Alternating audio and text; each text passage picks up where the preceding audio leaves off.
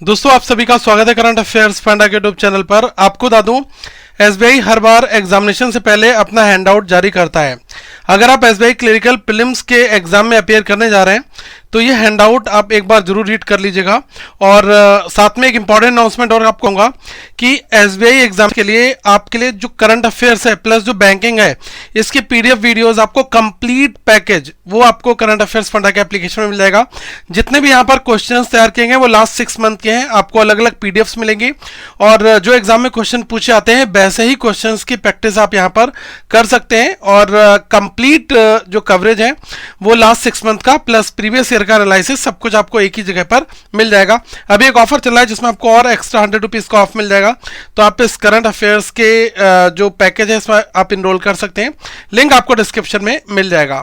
अब देखिएगा यहां पर अगर मैं इस हैंडआउट को देखता हूं तो इन्होंने बताया हुआ है कि जो सेंट्रल रिक्रूटमेंट है वो सीआरपीडी इसको जारी करता है और ये एसबीआई जूनियर एसोसिएट मतलब कि क्लेरिकल का है।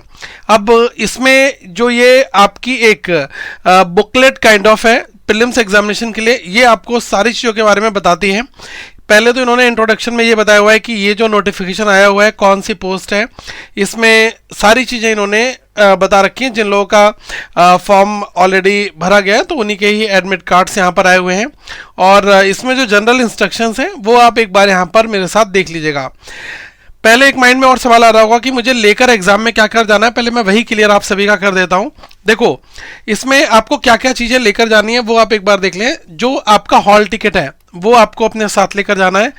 हॉल टिकट, ठीक है, सबसे पहली चीज हॉल टिकट हो गया आपका एक आर्टिकल। इसमें जो हॉल टिकट है उसमें आपका जो जेरोक्स है ना वो आपको अपनी आईडी के साथ में लेकर जानी है। जेरोक्स की आईडी होगी आपकी और उसका ओरिजिनल आईडी कार्ड उसी का ही होगा। जैसे कि अगर आपने पेन ले लिया वो आपका चल जाएगा और पेन का ही आपका फोटो को स्टेट, ठीक है। तो फोटो कॉपी दैट मीन्स की जेरोक्स, वो दोनों चीजें आपकी रहनी चाहिए। जो आपकी ओरिजिनल आईडी प्रूफ है वो भी ले जाना है और उसकी जेरोक्स ले जानी है, जिसमें आधार, पैन, डीएल, आपका बैंक पासबुक, पासपोर्ट के लिए, तो ये सब सारी चीजें आपकी चल जाएंगी, ठीक है। प्लस 3 एक्स्ट्रा फोटोज आप अपने साथ सेफ हैंड के लिए लेकर जाएं। और फोटो वही लेकर जाना है जो आपने फॉर्म भरते टाइम पर अपलोड किया है, वो वाला नहीं जिसमें आपका कैप्चर होता है। Capture is a different thing. Capture में वेबकैम से आपका फोटो कैप्चर होता है, वो दूसरी चीज होती है। लेकिन आपने जो फोटो स्टूडियो में क्लिक कराया होगा, जिसको आपने प्रिंट के लिए निकलवाया होगा, 30 कॉपीज आपके पास होंगी, तो उससे मिलती जुलती वही कॉपी आपको 3 यहाँ पर साथ में लेकर जाना है, ठीक है। ये आपका हो जाता है। और इसके अलावा आप अपने साथ में जो पेन है, वाटर बॉटल्स हैं, ट्रांसपेरेंट सा कोई भी एक पाउच है जिसमें आप सारी चीज़ों को रख सकते हैं। इन्हीं सब चीज़ों की जरूरत होती है। बाकी ऐसा कोई और इम्पॉर्टेंट तो यहाँ पर कुछ नहीं रहता। ये मैं आपको प्रीलिम्स की बता रहा हूँ, ठीक है। तो प्रीलिम्स में कोई ऐसी खास चीज़ों की जरूरत नहीं होती है। बस हॉल टिकट हो, उसकी जेरोक्स हो, 3 एक्स्ट्रा फोटो, पेन हो और इनके साथ आप pan card, original ID proof ये सब ले जाओ तो आपका काम यहाँ पर चल जाएगा, ठीक है। अब आ जाते हैं इंपॉर्टेंट चीज के ऊपर। तो इसमें आप देखोगे कि जो your signature should tally with the signature uploaded, यहाँ पर ये भी टैली होता है कि जो आपने सिग्नेचर अपने अपलोड कर रखे हैं वही सिग्नेचर आपको वहां पर करना है जब आपका जो एडमिट कार्ड होता है वहां पर, ठीक है। तो मैं कहूँगा इन्विजिलेटर के सामने ही सारी फॉर्मेलिटीज को करें, घर से कर कुछ भी ना ले जाएं, ठीक है। फोटो जो पेस्ट करना है वो आप वहां पर कर लेना जो आपका हॉल टिकट पर होता है, ठीक है। तो इन्होंने कहा कि सारे जो इंस्ट्रक्शंस हैं वो आपको फॉलो करने हैं। किसी भी तरीके की बुक्स, नोट्स, कैलकुलेटर, सेलफोन आपको नहीं लेकर जाना है।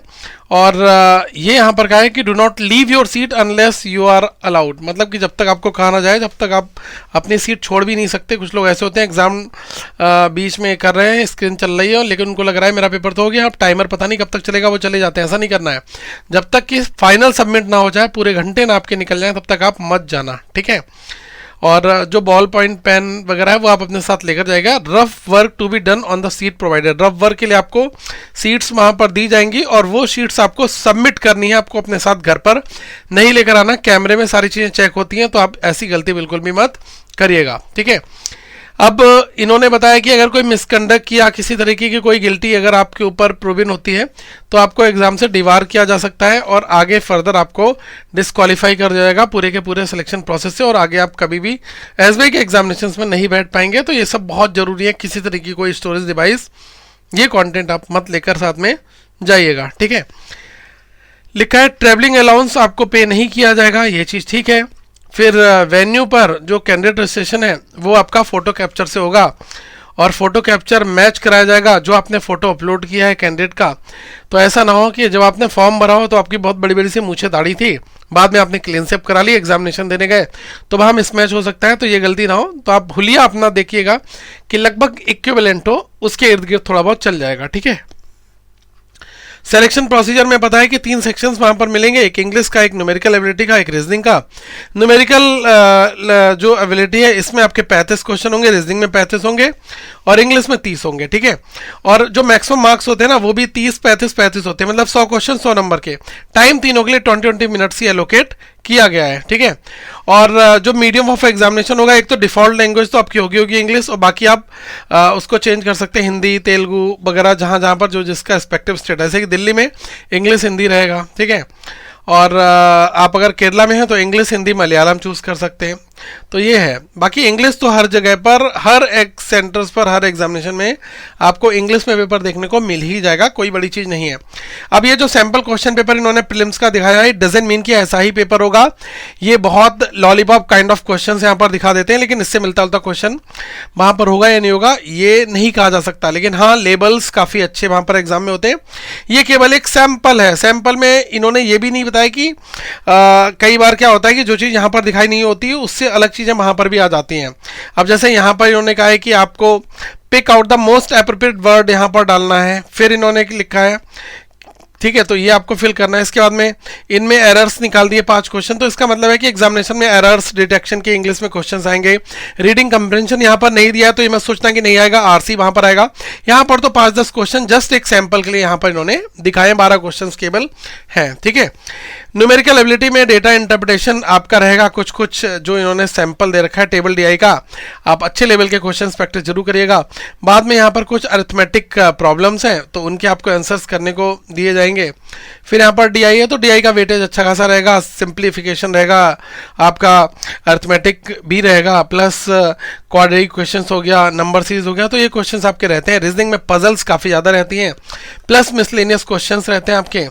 तो ये एक पीडीएफ है जिसको आप डाउनलोड अगर करना चाहते हैं तो करंट अफेयर्स फंडा के मोबाइल एप्लीकेशन में मैं इसको डाल दूंगा, वहाँ से डाउनलोड कर लीजिएगा। प्ले स्टोर पर आप जाएंगे और करंट अफेयर्स फंडा आप सर्च करोगे तो आपको हमारा जो कंप्लीट ऐप है वो मिल जाएगा, और मैं आपको डिस्क्रिप्शन में भी लिंक दे दूंगा, वहाँ से भी आप इस पीडीएफ को डाउनलोड कर सकते हैं। एक चीज़ और है, details about online test pattern. तो इसमें लॉगिन स्क्रीन जब डिस्प्ले होगी, ठीक है, the candidate has to log in, candidate को लॉग इन करना है, जो उसको यूजर आईडी पासवर्ड जो है प्रोवाइड किया जाएगा कॉल लेटर पर। लॉग इन करने के बाद में आपका नेम, रोल नंबर, फोटोग्राफ आ रहा है, आप उससे मैच भी कर लेना कि हाँ यार मेरा ही है ये, किसी और का मैं नहीं टेस्ट दे रहा हूँ। फिर जो इंस्ट्रक्शंस है वो सारे दोगे, फिर I am ready to begin button पे क्लिक करोगे। तो जैसे ही after clicking on the I am ready to begin button, the actual test time जो है वो यहाँ पर स्टार्ट हो जाएगा। स्टार्टिंग में आपको एक अपना खुद का जो हैंड राइटिंग डिक्लेरेशन है वो भी करना होता है, तो उसके लिए भी थोड़ा टाइम मिलेगा। तो जो आपका टाइम है एडमिट कार्ड पर लिखा, उससे भी मैं कहूँगा 15-20 मिनट पहले सेंटर पे जाओ ताकि कोई हौच पौच वहाँ पर ना हो।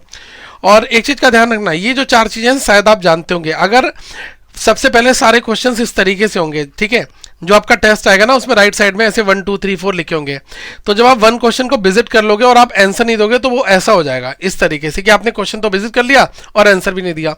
और अगर आपने आंसर कर दिया तो वो ये ग्रीन कलर का हो जाएगा, ठीक है, आंसर करने के बाद। और आपने क्वेश्चन को विजिट कर लिया लेकिन आपने आंसर भी नहीं करा, आपने उसको मार्क रिव्यू कर दिया कि मैं इसको मार्क रिव्यू कर दे रहा हूं, बाद में देख लूंगा। तो मार्क रिव्यू से आपको अलग तरीके से क्वेश्चन दिख जाते हैं कि कितने आपने मार्क रिव्यू कर रखे हैं। तो ये आपका 4 नंबर जैसा रहेगा, ठीक है। फिर अगर आपने मार्क रिव्यू भी कर दिया है और आंसर भी कर दिया है तो ये 5th वाला हो जाएगा।